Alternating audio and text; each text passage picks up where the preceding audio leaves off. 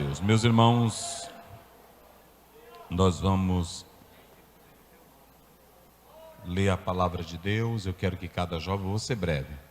Antes de 9 horas eu estarei encerrando, mas eu quero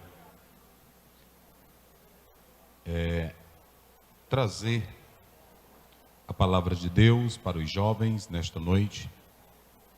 Vocês já ouviram mensagens gloriosas do louvor? E eu vou começar com o verso 27 de Colossenses.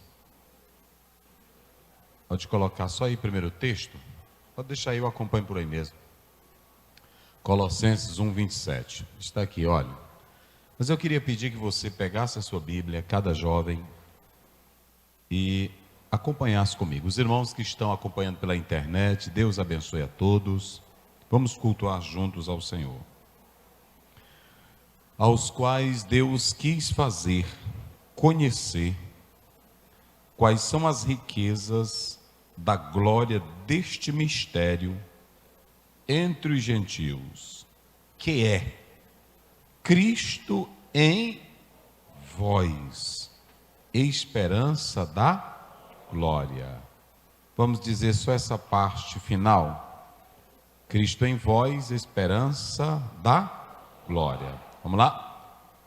Cristo em vós, esperança da glória. Agora vamos tirar o vós, vamos colocar o nós, ok? Vamos lá? Cristo em nós, esperança da glória. Mais uma vez. Cristo em nós, esperança da glória. Jovens, primeiramente, quero louvar a Deus pela vida de todos que aqui vieram, se encontram aqui, e nossa temática, ela está baseada em Pedro, quando o apóstolo São Pedro fala da viva esperança. E nós escolhemos essa temática devido à questão da pandemia, que eu vi muitos dizerem assim: a igreja, muitos vão se afastar da igreja, muitos vão sair, muitos jovens vão cair, mas quem tem a esperança em Cristo Jesus sempre está de pé. Sempre está de pé. E esse ano eu li muitos livros sobre jovens. Cada um que eu leio é dizendo como conhecer o universo do jovem, é falando da linguagem do jovem, é falando que os jovens precisam de amor, de referências e etc. Eu li vários. Aí fala de como usar a internet, como o jovem pode usar a internet, como o jovem pode usar o seu corpo, tudo. Só que eu vou falar sobre isso hoje. Eu vou falar sobre o jovem cristão vivendo a viva esperança. E na introdução eu coloco aqui, vamos lá. As pesquisas recentes, elas têm evidenciado o abandono de muitos jovens da igreja. Por outro lado, se diz também que o número de jovens céticos tem aumentado. Foi uma pesquisa recente que diz que muitos jovens estão abandonando as igrejas e que a maioria os que vão se congregar em casa, outros que estão abandonando a igreja. E dizem que nos Estados Unidos o número de jovens que não procuram a igreja e outros que são céticos aumentaram bastante. E a minha pergunta é, ouçam bem jovens, já estaremos encerrando, moças e rapazes. Se hoje nós temos tanto programas ecléticos para os jovens, por que muitos estão abandonando a igreja? Se hoje nós temos cultos até adequados para a mocidade, por que estão abandonando a igreja? E aliás, a Bíblia, ela nunca deixou os jovens de fora. Se você ler Joel 2:28, derramarei do meu espírito sobre toda a carne, vossos filhos e vossas filhas profetizar, os vossos jovens terão. Então ouçam bem, os jovens nunca ficaram de fora no projeto das Sagradas Escrituras. Mas eu posso dizer aos jovens que estão aqui esta noite, que o problema não é apenas encontrar um método adequado para você. Isso é bom. Um culto na linguagem do jovem, também isso é bom. E eu não sou contra. Só que a questão não é essa. Nós temos um problema de base, pastor Júlio, pastor Antônio Carlos. Olhe bem para mim aqui, jovens. Nós temos um problema de base. Digam comigo, problema de base. Bem forte, problema de base. Problema de alicerce. A grande questão hoje para a juventude é que a maioria tem problema na construção da base. Jovem, querido jovem que me escuta aqui, eu vou citar 3 exemplos bíblicos de jovens que não tinham problema na base, problema na formação. E além da cultura ser diferente, mas a natureza, o ambiente, o pecado era o mesmo. Porque a Bíblia diz claramente, tudo que há no mundo, a concupiscência a soberba dá, e a concupiscência dá, não muda. Pode mudar o cenário, pode mudar o palco, pode mudar a tecnologia, mas o que faz você pecar não é computador, não é parede preta, não é parede branca, não é parede amarela. O que faz você pecar é a concupiscência dos olhos, a soberba da vida. E o que mais? Pronto. É isso que faz você pecar. E isso está no homem em qualquer tempo, em qualquer era que ele existir. Qualquer rapaz que está aqui, qualquer moça que está aqui, sempre vai ser dominado por essas 3 coisas que o apóstolo João está dizendo lá em 1 João, capítulo 2, versículo 15 até o 17. Mas eu estou dizendo que a juventude de hoje, ela tem problema de base, ou na base, ou no alicerce. Como é isto, pastor Aziel? Vamos dar um exemplo aqui. Muitos jovens caem na prostituição, muitos jovens caem no pecado de namoro. E se você pegar José, se você pegar o jovem José, ele não tinha problema de base. Ele não tinha problema na estrutura. Ele tinha problema com os irmãos. Ele teve problema no Egito. Ele teve problema na casa de Potifar. Mas ele nunca teve problema na vida espiritual. A base de José era uma base bem sólida. A Bíblia diz em Gênesis 39, versículo 9, se quiser pode colocar aí. Quando a mulher de Potifar, insistentemente, constantemente, dizia para ele, deita-te comigo, ele era atraente, ele era bonito, ele chamava atenção, coisa natural para qualquer jovem.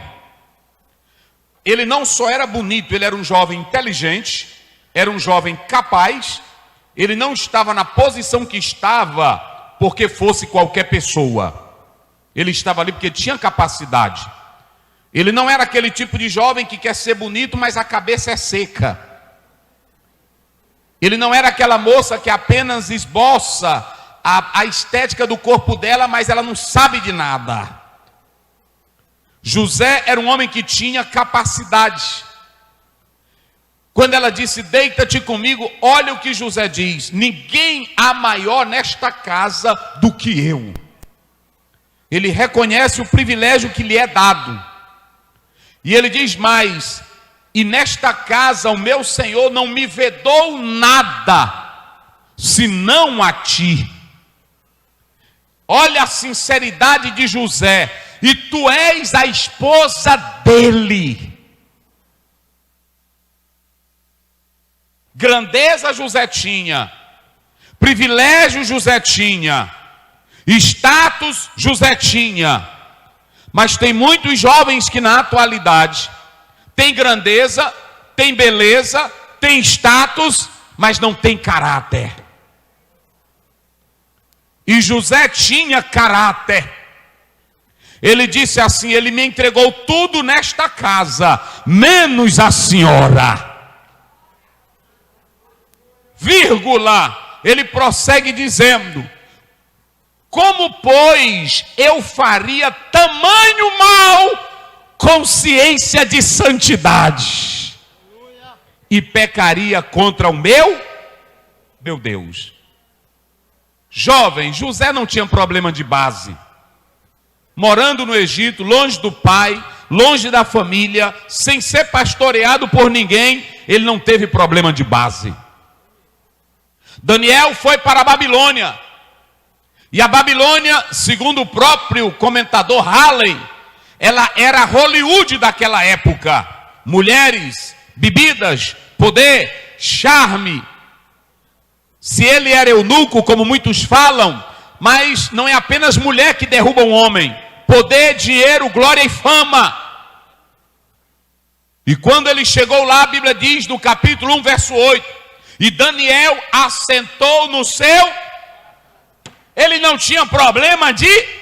Podia ter forró, ele não ia para forró. Podia ter noitada, ele não ia para noitada. Podia ter noite de farras e bebidas, ele não ia para nenhuma delas. Podia ter a festa que tivesse, é tão tal que ele não ia, que quando fizeram o chamado, os 3 jovens não escutaram o toque da buzina nem do fole, porque quem tem comunhão com Deus e boa base, o forró não lhe atrai, a quadrilha não lhe atrai, bumba boi não lhe atrai, as pedras de reggae não lhe atrai, porque ele sabe a quem ele serve. Só quem sabe aqui, só quem sabe. Vira aí para o jovem que está ao teu lado e pergunta: você sabe quem tu serve? Qual é teu problema? Pergunta aí para ele: qual é teu problema?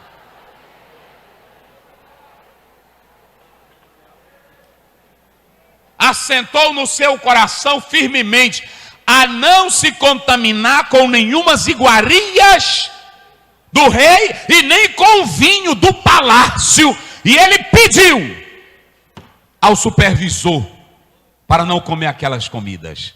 Ou seja, esse aqui tinha problema de base? Não, porque tem jovem que ele é o seguinte, tudo dele: ah, pastor, não aguentei. Ah, pastor, foi uma tentação. Ah, pastor, é porque eu não resisti àquela moça. Ah, pastor, é porque o senhor sabe como é vida de jovem. Problema na base. É, sim, é só isso, meus irmãos. É só isso. Outros que não tinham problema na base. Olha para cá. O rei chamou Sadraque, capítulo 3, 16 a 17 de Daniel. O rei chamou a Sadraque, Mesaque e Abidnego e disse: olha, quando vocês ouvirem o som da gaita, do pifo, do fole, da buzina, venham e se prostem todos diante da estátua. Eles olharam para o rei, não tinha problema de base, porque eles tinham Bíblia. Se você lê Êxodo capítulo 20, todo judeu sabe, capítulo 20, versículo 2, não terás outros deuses além de mim, não farás para ti imagem de escultura. Eles tinham Bíblia, eles tinham Deus, eles conheciam a Deus. Quando chegaram lá que o rei, olhe para cá, o rei deu emprego, o rei deu prestígio, o rei deu título, o rei deu nome, o rei deu glória. Mas quem tem base, título não tira a comunhão com Deus, faculdade não tira a comunhão com Deus, status não tira a comunhão com Deus. Tem irmão que diz: depois que a fulana começou a fazer sociologia, ela está negando um bocado de coisa, é porque a base dela nunca prestou. O jovem fulano de tal, depois que começou a fazer filosofia, agora a cabeça dele virou. É a base que nunca prestou.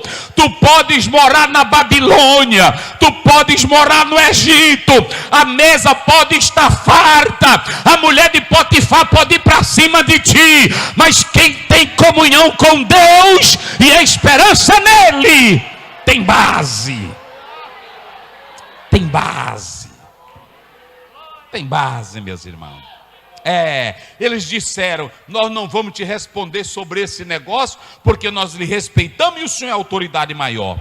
Mas saiba o Senhor que nós não adoraremos e nem serviremos a tua estátua. E fique sabendo, majestade, o Deus de quem nós servimos e a quem somos, Ele pode nos livrar das tuas mãos e da tua fornalha de fogo ardente. E se Ele não livrar, nós vamos continuar adorando a Ele, porque Ele é Deus. Levanta a tua mão e diga glória. Pergunta aí para o irmão que está do teu lado. Pergunta só assim para ele. Como é que está a tua base? Não é a base de botar na cara não, nem nas unhas não. É a base da vida espiritual. Pode ser, meu pastor? Como é que está a tua base? É a fidelidade. É a fidelidade. Como é que está essa tua base, essa tua fidelidade? Vamos lá, jovem. Eu quero dizer uma coisa para vocês aqui. Ouçam bem. As moças, irmãos, só pare um pouquinho de abanar, porque tu vai ser pega pelo fogo já do Espírito Santo. Aí pode ficar tranquilo. Olhe para mim aqui. O apóstolo São Paulo, esse versículo tão simples, que eu perguntei para Deus hoje à tarde: Senhor, o que eu falo para a juventude? E o Senhor colocou isso no meu coração. Mas esse versículo tão simples, coloca lá o verso 27 de Colossenses. Esse final, Cristo em vós. Vamos, é o quê? Cristo em vós. Como?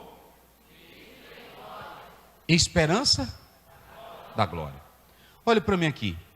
O que aconteceria com você, jovem, se realmente Cristo estivesse em você?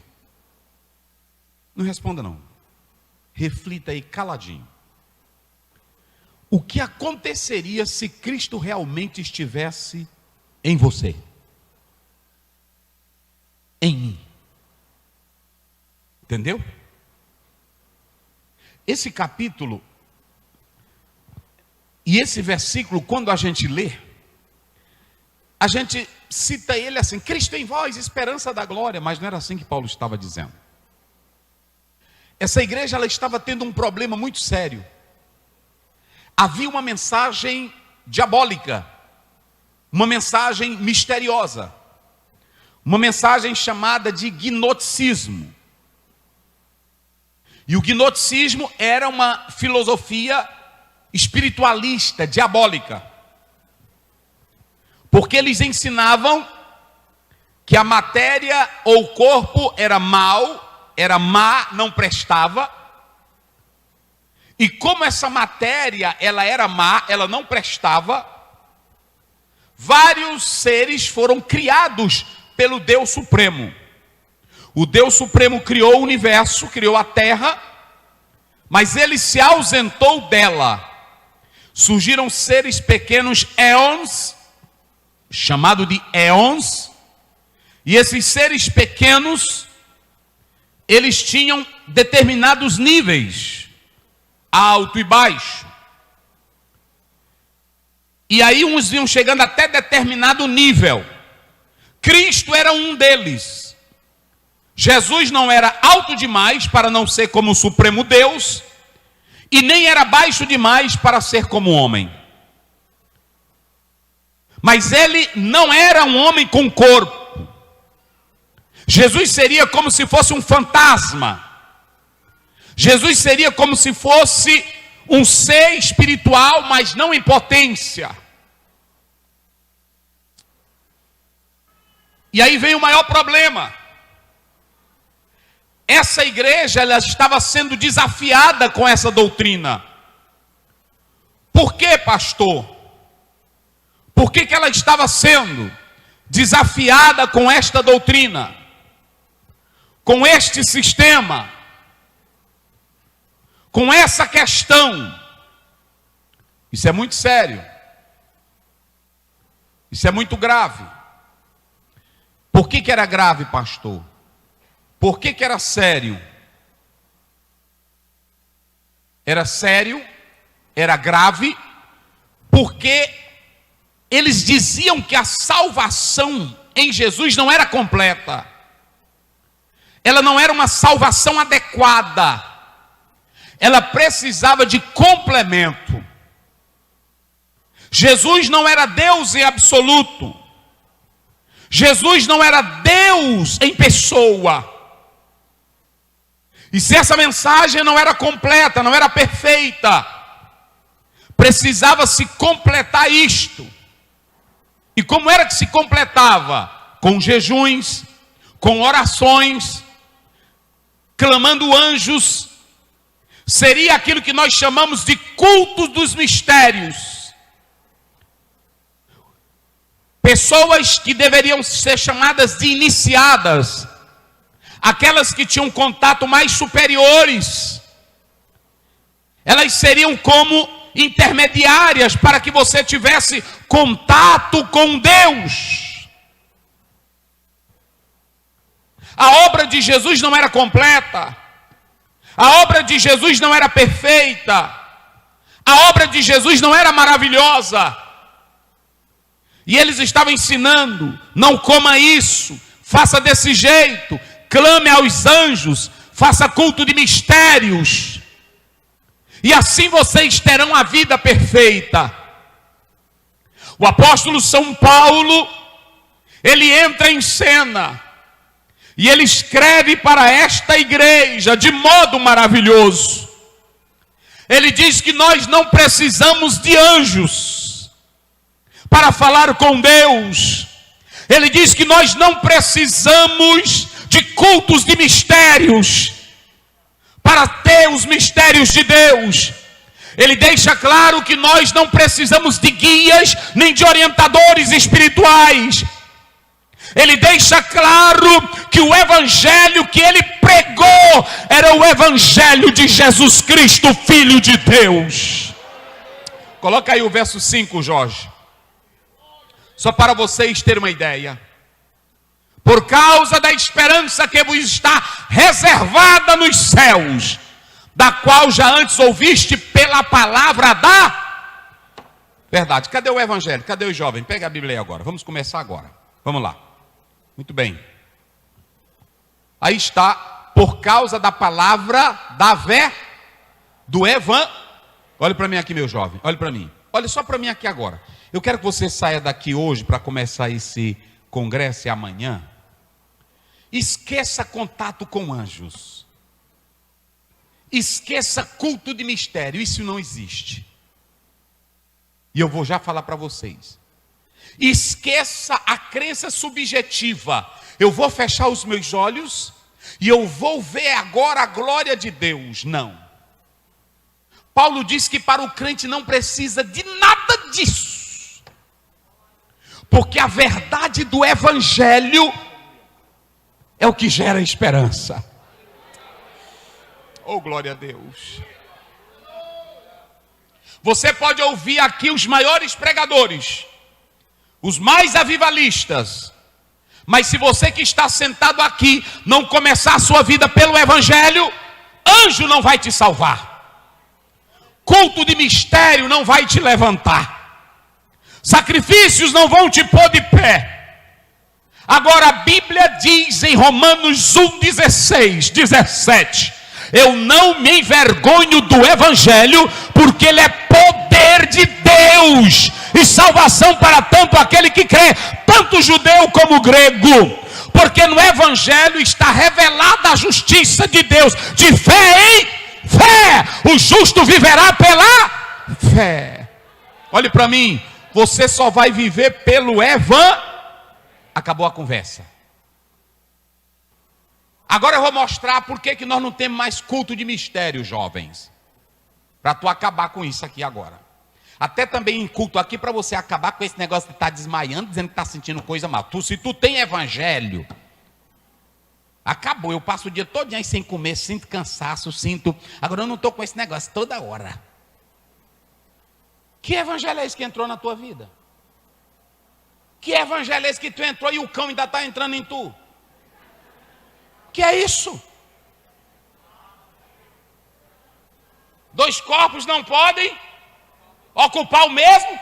Se Jesus entrou, o diabo já saiu. Só quem crê nisso.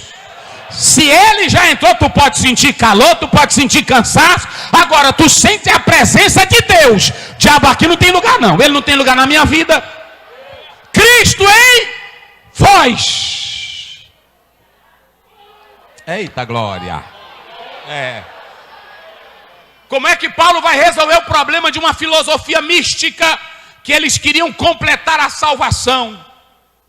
Paulo, ele abre a boca, coloca aí o verso 9. Ele abre a boca e diz: é o evangelho.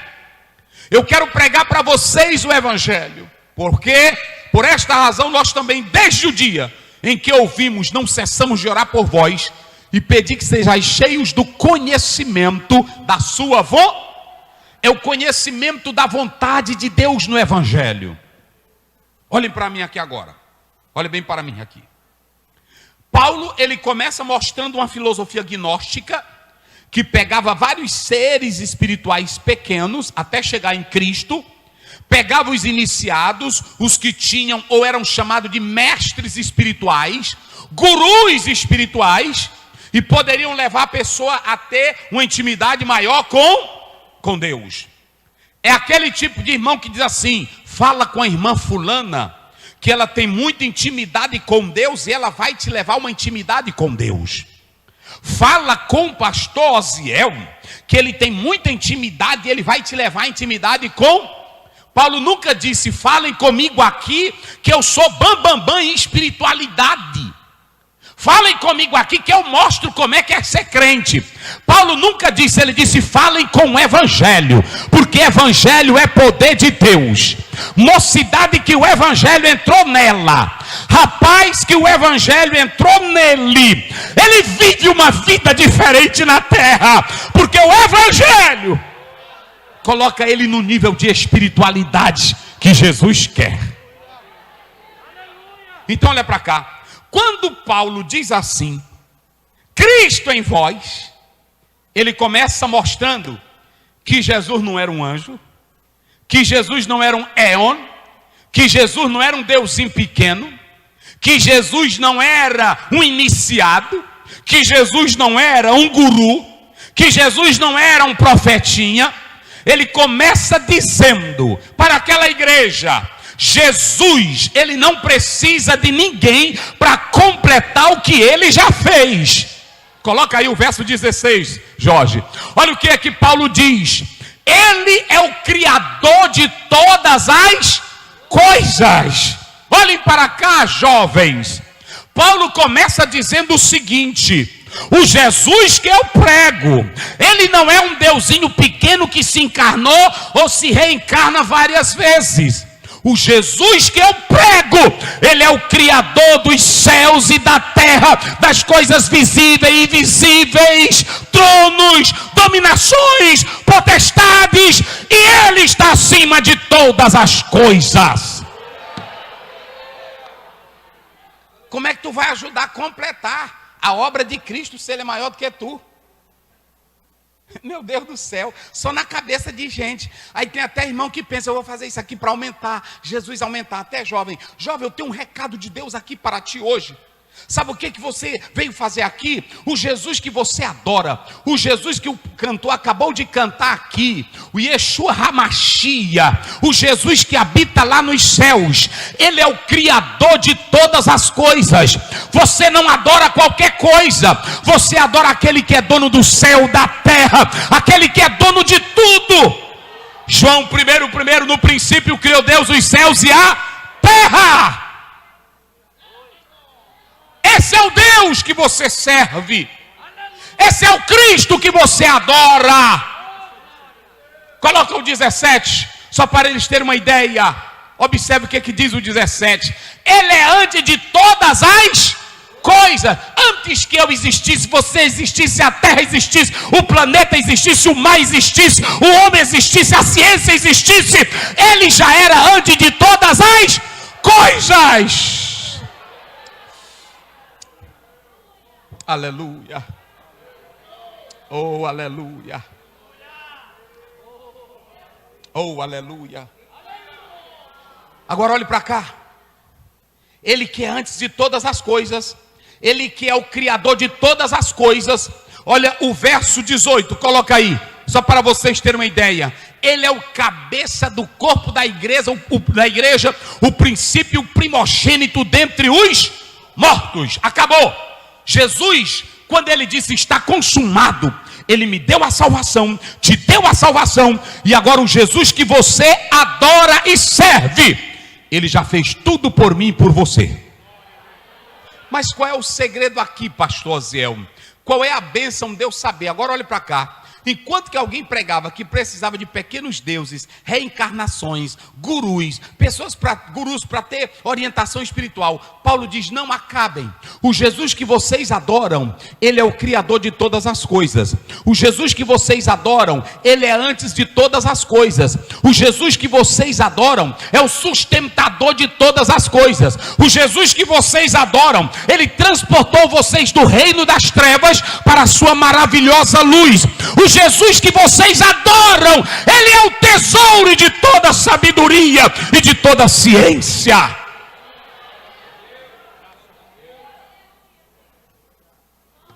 Pastor Zéu, e então, qual é o problema? Se ele é grande, se ele é o dono do universo, se ele é o sustentador, agora olhem para cá. O Senhor Jesus vai fazer algo mais maravilhoso. Coloca aí 1 Timóteo 3,16, só para os jovens terem uma ideia. O grande problema, a grande questão é essa daqui. E sem dúvida grande é o mistério da piedade. Tá aí o mistério. Aquele que se manifestou em... Como é que pode? Os gnósticos diziam que a carne era má, não prestava para nada, e jamais um Deus iria se apossar de carne, porque a carne era má, era pecaminosa.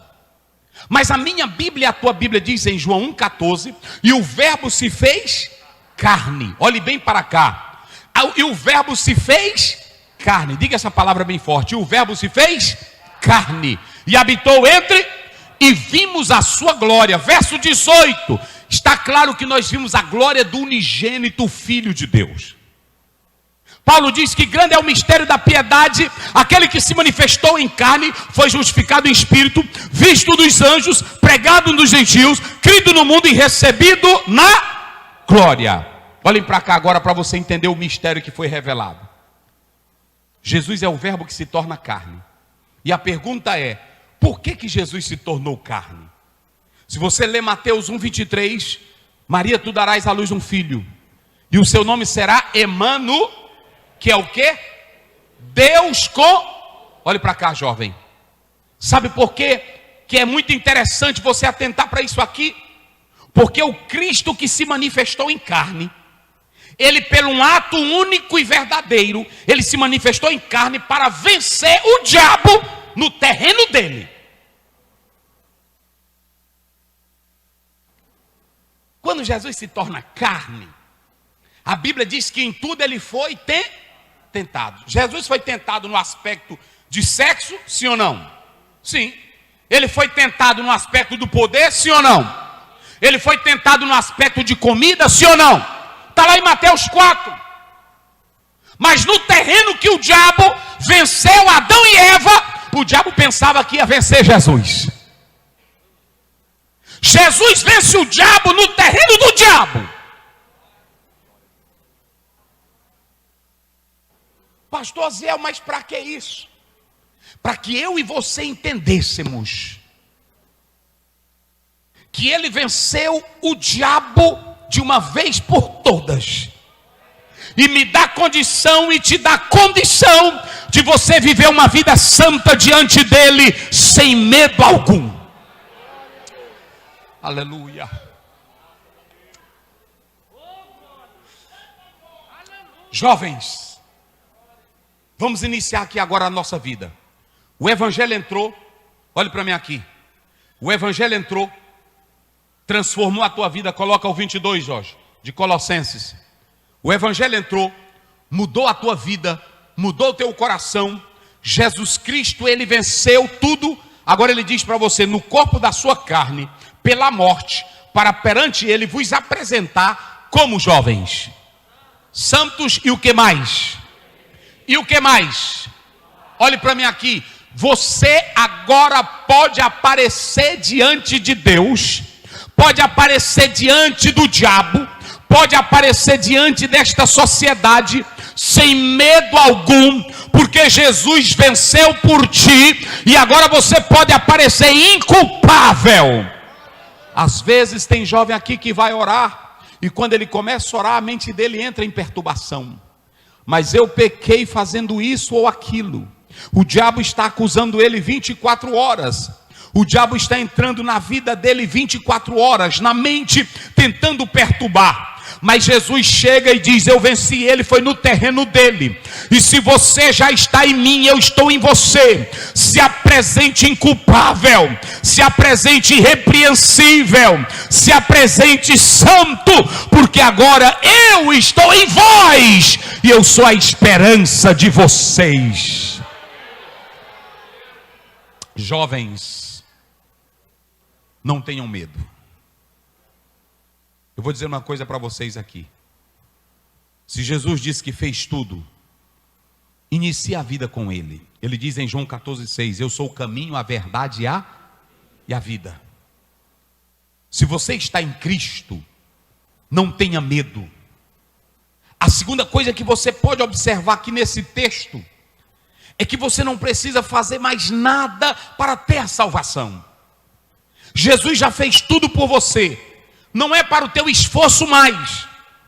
Apenas sirva a Ele irrepreensível e sincero, que Ele vai te abençoar. Coloca aí na tela os 3 pontos, para me finalizar aqui dizendo para os jovens 3 coisas importantes. Coloca aí.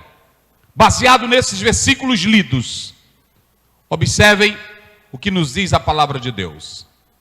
Primeiro, você pode viver a sua viva esperança com uma fé no mistério revelado. Olhe para mim aqui, jovens. Quando vocês chegarem aqui, agora eu vou falar algo importante. Você chegou aqui no culto, você não precisa mais buscar mistérios.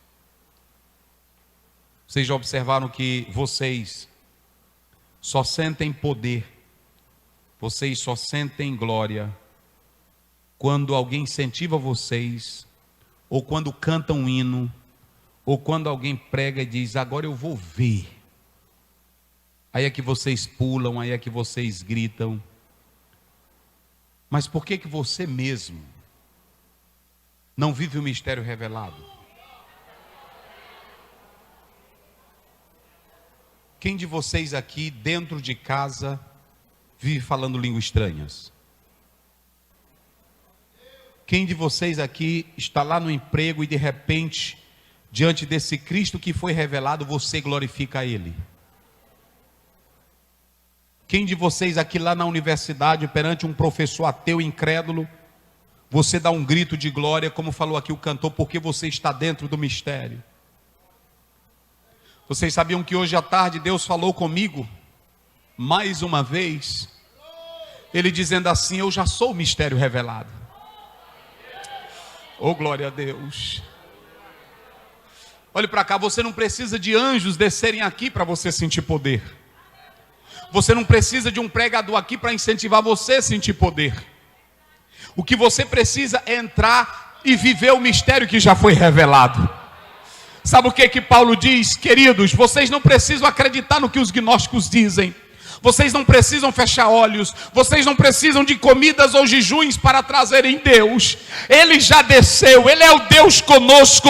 Ele é o Emanuel. É o Criador do universo. É o sustentador do universo.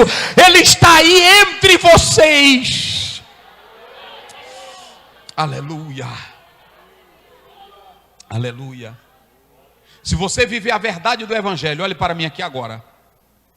Aonde você estiver, você pode iniciar o seu momento de mistério com Deus. Em segundo, se você viver esse Evangelho de Cristo, você pode viver inculpável. Não tenha medo de demônios. Olhe para mim que eu vou dizer algo de Deus aqui para vocês. Há muitos jovens que vivem se suicidando, vivem ouvindo vozes, jovens que vivem com medo. Tem escolas aqui no Maranhão que estão sendo atormentadas com espíritos malignos. E tem jovens aqui que têm medo de demônios. Mas eu tenho um recado de Deus para você. Sabe por que é bom você servir a Jesus? Porque quando você entra no mistério que Ele já revelou, você não precisa entrar num jejum pesado para sentir Deus. Você não precisa passar uma noite toda de oração para sentir Deus. Você não precisa de um toque de música para sentir Jesus.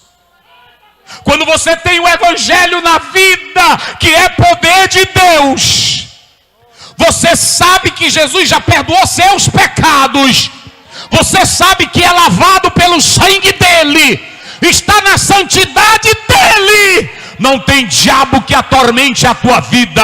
Levante a tua mão agora, se você está em Cristo Jesus. Pode levantar a mão e você mesmo vai sentindo Cristo aí agora. Você está inculpável, porque quem te perdoou foi Ele. Justificado, pois, pela fé, temos paz com Deus. Aqui tu podes orar e levantar a mão. Tu podes dentro do teu quarto gritar Jesus, porque Ele te tornou inculpável. Aleluia. Oh, aleluia. Oh, aleluia. Sabe o que eu estou pedindo para Deus? Olhe para cá. Eu estou pedindo para Deus todos os dias e todas as horas, quando eu chegar no culto, ou eu estiver em qualquer lugar, eu quero viver a dimensão da tua espiritualidade. Qual é a dimensão da espiritualidade? Não é eu pedir para Ele fazer mistério. Ele já se revelou como mistério para nós. É eu entrar naquilo que Ele foi revelado. Ele é o Deus conosco. Ele está em mim, Ele está em você, Ele está em nós. Quem aqui tem certeza que Jesus está na sua vida? Só quem tem certeza. Quem tem certeza? Você tem certeza, como disse Paulo, Cristo em vós? Esperança? Esperança? Se você pegar Tito 2,14, Ele nos redimiu de toda iniquidade, para nos tornar um povo seu, zeloso e de boas obras. Olhe para mim aqui, jovem. A moça que está aqui, e ela tem certeza que é inculpável, que ela é santa, que ela é santa, que ela é inculpável, é irrepreensível. No momento que ela levanta as mãos para adorar, ela está numa dimensão espiritual que não precisa eu mandar ela fazer nada. Aleluia. Aleluia. Um rapaz que está aqui, escute aqui, rapaz. Se você está em santidade, se você sabe que Jesus te tornou inculpável, se você sabe que Ele te tornou irrepreensível e santo por causa do Calvário, na hora que você abre a Bíblia para ler a Bíblia, você já sente a certeza que Ele falando contigo, e você começa a falar línguas estranhas, e você começa a chorar. Sabe o que é gostoso nisso? É que você não precisa do pastor Zé lá dentro do teu quarto dizendo, fale com ele. Você não precisa de alguém no teu ouvido, Jesus quer te tocar, não. É você mesmo que os olhos espirituais, como está em Efésios 1,18, eles são abertos. E você sabe que Cristo está em você, aleluia.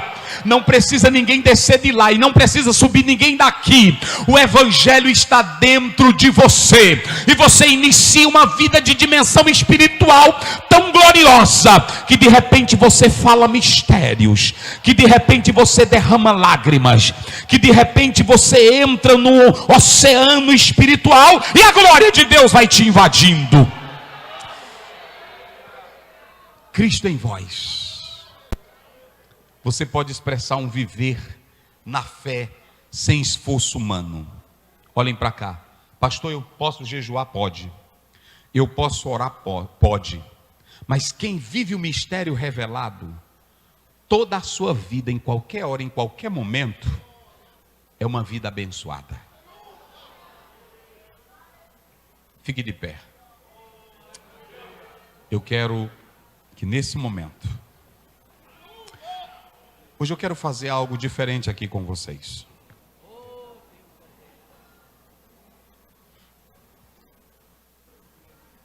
Cristo em vós.